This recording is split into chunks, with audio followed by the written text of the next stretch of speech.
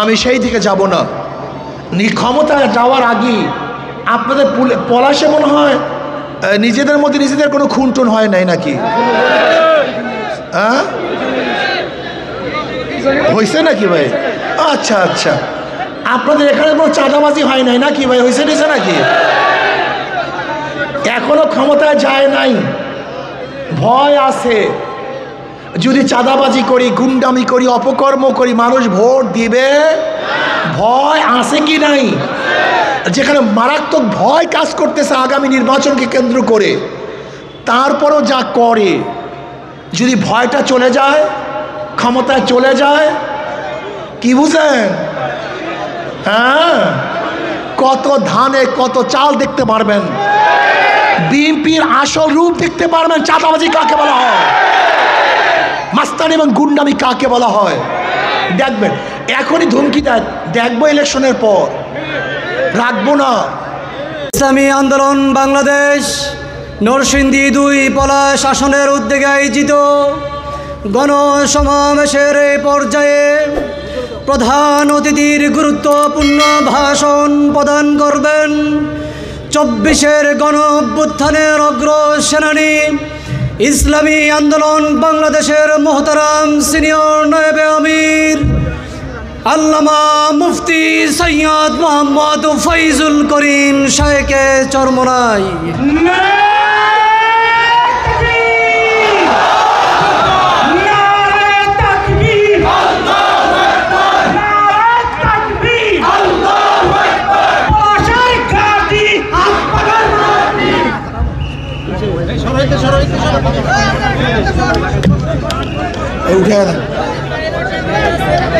ইসলামী আন্দোলন বাংলাদেশ কর্তৃক আয়োজিত আজকে এ পথসভার সম্মানিত সভাপতি ইঞ্জিনিয়ার মহসিন সাহেব, উপস্থিত ইসলাম প্রিয় দেশপ্রেমিক ভাইয়েরা আমার, আপনারা ইসলামী আন্দোলনে তথা হাত পাকায় ভোট দিবেন কেন?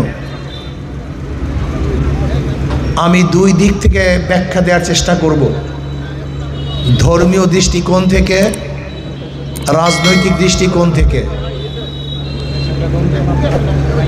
আমি ইসলামের দৃষ্টিকোণ থেকে বলবো, একজন মুসলমান ইসলামের বাহিরে যাওয়ার কোনো সুযোগ নাই। একজন মুসলমানের ইসলামের বাহিরে যাওয়ার কোনো সুযোগ নেই। ভাই আপনি বসেন তো, আপনি বসেন।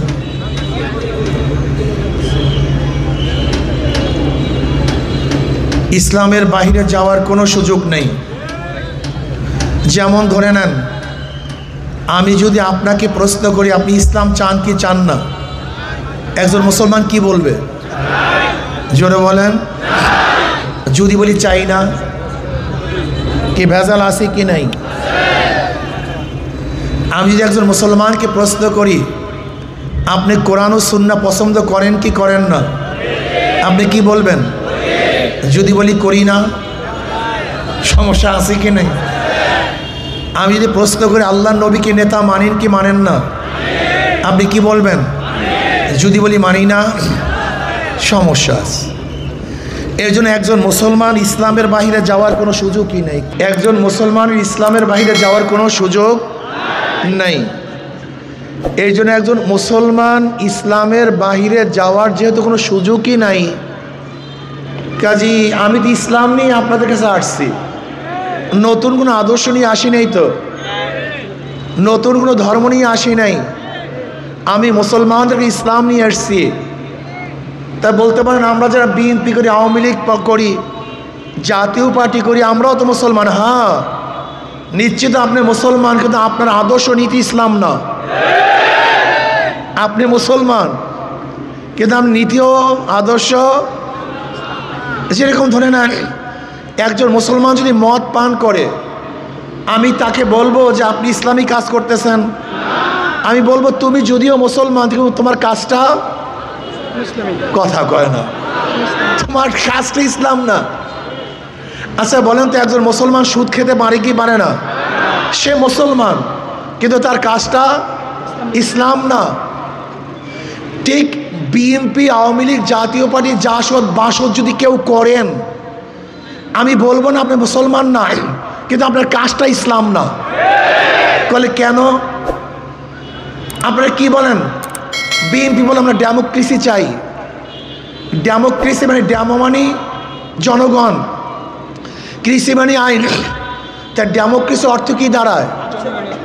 জোরে বলেন। জনগণের। আপনাদের মূল থিম কি? By the people, of the people, for the people. আর আমরা কি বলেছিলাম?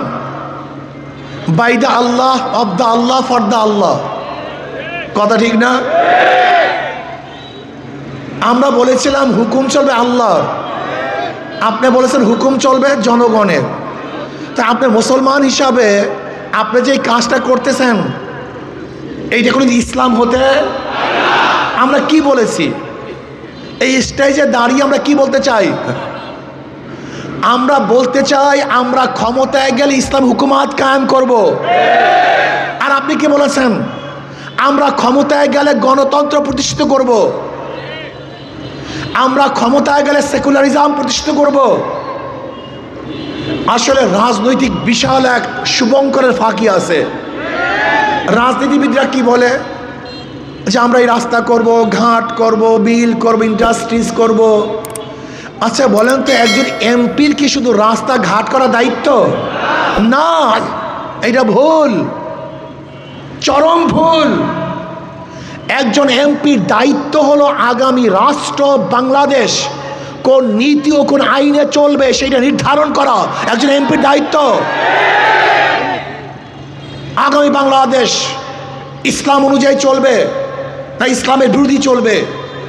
আগামী বাংলাদেশ মদের আইন পাশ করবে নাকি করবে না? আগামী বাংলাদেশ সুদের আইন থাকবে কি থাকবে না? আগামী বাংলাদেশে ধর্ষণ চলবে কি চলবে না? এইটা যেখানে প্রণয়ন করা হয় তার নাম মেম্বার অফ পার্লামেন্ট, সংসদ সদস্য। এর জন্য আমি অনেক সময় বলি, হাজারো মুসল্লি কিয়ামতের ময়দানে দেখবে লক্ষ লক্ষ ব্যারেল মদের গুনাহ, বিশ্বাস হয় না? লক্ষ লক্ষ জেনার গুনাহ, লক্ষ লক্ষ সুদের গুনাহ। ওই মুসল্লি বলবে, আল্লাহ আমি তো তাবলীগ করতাম, চরমনের মুরিদ ছিলাম, অমুক পীরের আশেক ছিলাম, আমি তো কোনোদিন মদ স্পর্শও করি নাই, এত মদের গুনাহ আসছে কোথার থেকে?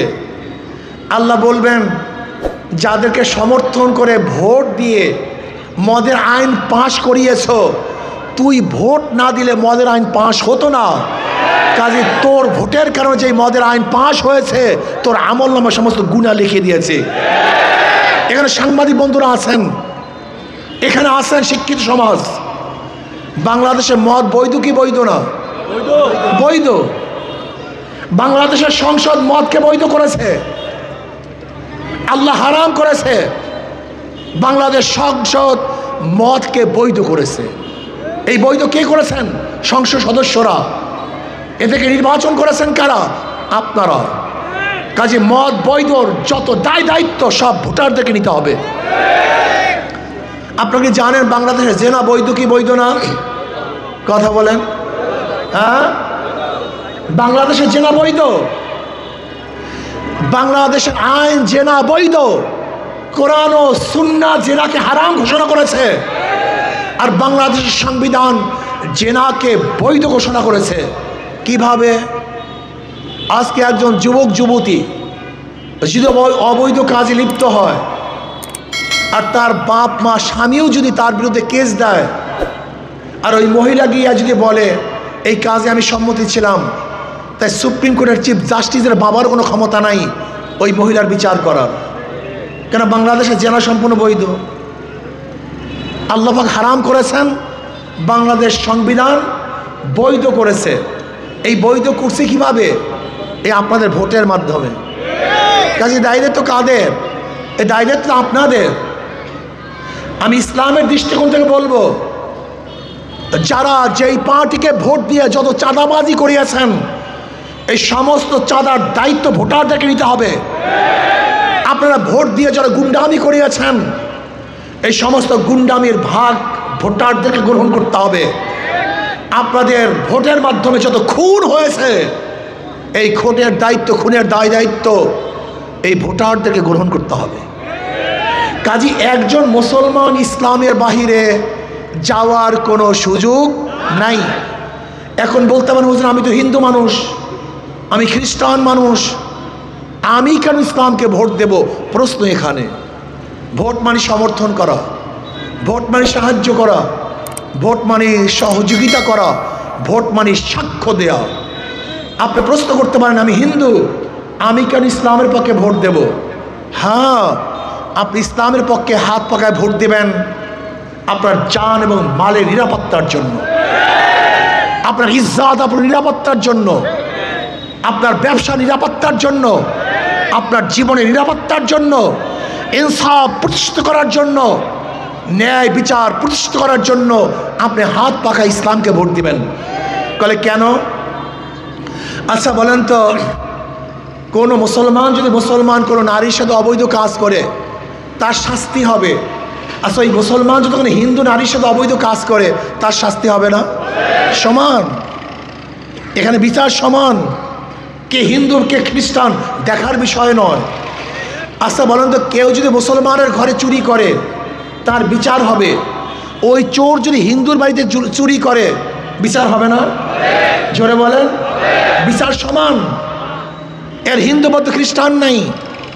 আচ্ছা বলেন তো, একজন মুসলমান যদি মুসলমানকে হত্যা করে তার বিচার হবে, একজন মুসলমান যদি অবৈধভাবে করে হিন্দুকে হত্যা করে তার বিচার হবে না? বিচার সমান। এর জন্য একজন হিন্দু, একজন খ্রিস্টান, একজন বৌদ্ধ ইসলামকে ভোট দিবে নিরাপত্তা পাওয়ার জন্য, শান্তি পাওয়ার জন্য, মুক্তি পাওয়ার জন্য, জানমালের গ্যারান্টি প্রদান করার জন্য। ইসলামকে এর জন্য ভোট দিবে শান্তি পাওয়ার জন্য।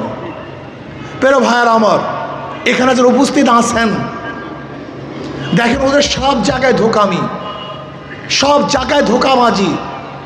যারা নৌকা নির্বাচন করে নিজেরা নৌকা চালাতে পারে না, যারা ধানের শেষে নির্বাচন করে নিজেরা ধান কাটতে পারে না, যারা নাঙ্গল নির্বাচন করে নিজেরা নাঙ্গল বইতে পারে না, যারা কুঠা নিয়ে নির্বাচন করে নিজেরা কাঠ ফাটতে পারে না, নৌকা চালায় গরিবরা, ধান কাটে, জোরে বলেন, নাঙ্গল চালায়, নৌকা চালায়, সব গরিবদের প্রতীক, সব প্রতীকগুলি গরিবদের।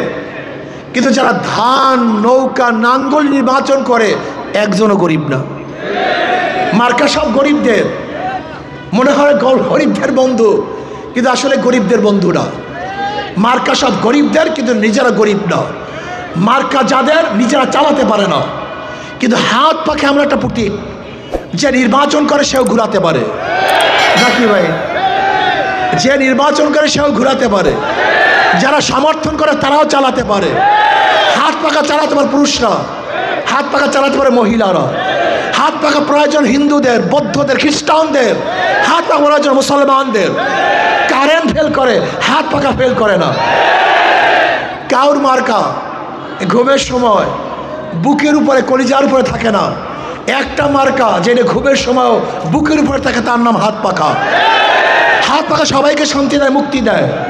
প্রিয় ভাইয়েরা আমার, আপনাদের যাদের বিবেক আছে আমি অনুরোধ করব, আপনারা ধানকে বারবার পরীক্ষা করেছেন, নৌকাকে বারবার পরীক্ষা করেছেন, আপনারা নাঙ্গলের শাসন দেখেছেন, কিন্তু ইসলামী শাসন একবারও দেখেন নাই।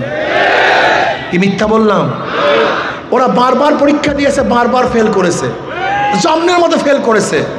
আপনি কি জানেন 1991 থেকে 1995 পর্যন্ত কারা ক্ষমতায় ছিল? জোরে বলেন।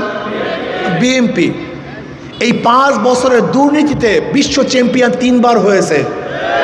বিশ্ব চ্যাম্পিয়ন দুর্নীতিতে, বিশ্ব চ্যাম্পিয়ন মাত্র 5 বছরে। 2001 থেকে 2006 পর্যন্ত যে ঘটনা ঘটছে সবাই জানেন, আমি সেই দিকে যাব না। ক্ষমতায় যাওয়ার আগে আপনাদের পলাশে মনে হয় নিজেদের মধ্যে নিজেদের কোনো খুনটুন হয় নাই নাকি? হ্যাঁ, হয়েছে নাকি ভাই? আচ্ছা আচ্ছা, আপনাদের এখানে কোনো চাঁদাবাজি হয় নাই নাকি ভাই? হয়েছে নিছে নাকি? এখনো ক্ষমতায় যায় নাই, ভয় আছে।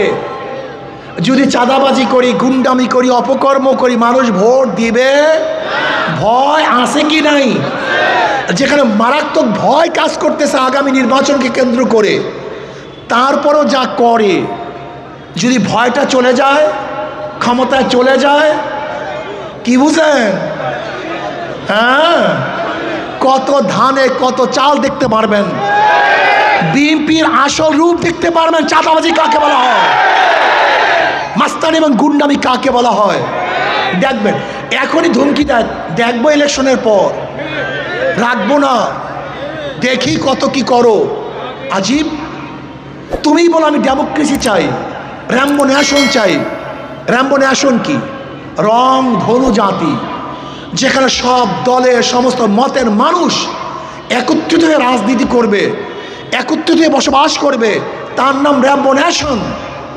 তুমি আমাকে কেন সহ্য করতে পারছো না? কারণটা কি? তুমি এই কথা কেন বলো তোমাকে রাখবো না, তোমাকে দেখাইয়া দেব? এইটা তো গণতন্ত্রের কথা না, এটা তো স্বৈরতন্ত্রের কথা, কথা ঠিক না? তুমি বলতেছো গণতন্ত্র, আর অন্য কাউকে সাপোর্টই করতে পারতেছো না, সহ্যই করতে পারতেছো না। তোমার সে সন্ত্রাস আর কেউ হতে পারে না। তোমার কাজটা কি? দেখেন, একটা গণতন্ত্রের সংসদের জন্য প্রয়োজন বিরোধী দল। বিরোধী দল ব্যতীত কোনো গণতন্ত্রের সংসদ হয় না, হয় নাকি? বিরোধী দলের মানে কাজটা কি? সরকারের বিরোধিতা করা। এই আপনি এইটা করছেন, আপনি এইটা করছেন, এইটা করছেন। আমি তো বিরোধী দল, আমার কাজটা তোমার বিরোধিতা করা, কথা ঠিক না? তোমার কাজও আমার বিরোধিতা করা। চরমনাই পীর সাহেব, আপনি এই ভুল করেছেন, আপনি এই অন্যায় করেছেন, আপনি এই মিথ্যা কথা বলেছেন, এইটা বলো। কিন্তু তোমরা কি বলো? নেশা খায়, মিথ্যা খায় পীর সাহেব চরমনাই। এটা কোনো কথা হলো? আমরা মূর্খ, এটা কোনো কথা হলো? আমরা ভণ্ড। ওরে বেয়াকুব, যাদের কাছে এসে হাজারো ভণ্ডরা আল্লাহর ওলি হয়েছে তাদেরকে ভণ্ড বলো? যাদের কাছে এসে হাজারো মদখোর মদের বোতল ভেঙে ফেলেছে তাদেরকে নেশাখোর বলো?